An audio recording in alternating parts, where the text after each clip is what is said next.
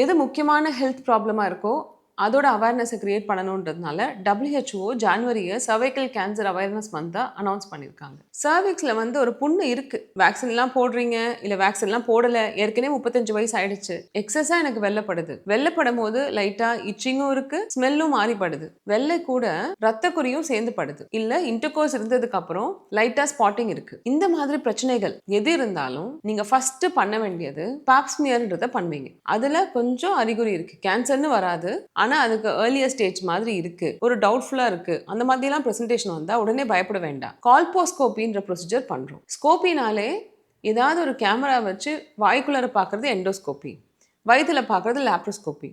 So வெஜைனாக்குள்ளே பார்க்குறது, சர்விக்ஸை பார்க்குறதுக்கு பேர் கால்போஸ்கோப்பி. ஒரு க்ரீன் லைட் ஃபில்டர் வச்சு அதுக்குன்னு 2 கெமிக்கல் யூஸ் பண்ணி சர்விக்ஸ் வந்து 360 டிகிரிஸ்லையும் ஏதாவது புண்ணு இருக்கா, ஏதாவது இடத்துல கலர் சேஞ்ச் இருக்கா, ஒரு அஸ்டிக் ஆசிட் போட்டு பார்க்கும்போது ஒயிட்டாக ஒரு இடத்துல இருக்குன்னா அந்த இடத்துல வைட்டாலிட்டி, நம்ம செல்ஸ் கொஞ்சம் மாறுபட்டிருக்கு, இல்லை லூகால் சயோடுன்னு ஒரு கெமிக்கல் போடுவோம், அப்போ ரொம்ப ப்ரௌனாக இல்லை அப்படின்னா அந்த டிஷ்யூவை மட்டும் டெஸ்ட்டுக்கு எடுத்து பயாப்சி எடுத்து, இதெல்லாம் ஓபிலேயே பண்ணிடலாம், வலி இருக்காது, பயாப்சி எடுத்து டெஸ்ட்டுக்கு அனுப்பும். அப்போ அது வந்து கேன்சருக்கான ஸ்டேஜஸ் ஏதாவது இருக்கான்னு சொல்லி நம்மளுக்கு துல்லியமாக டயக்னோஸ் பண்ண ஹெல்ப் பண்ணுது.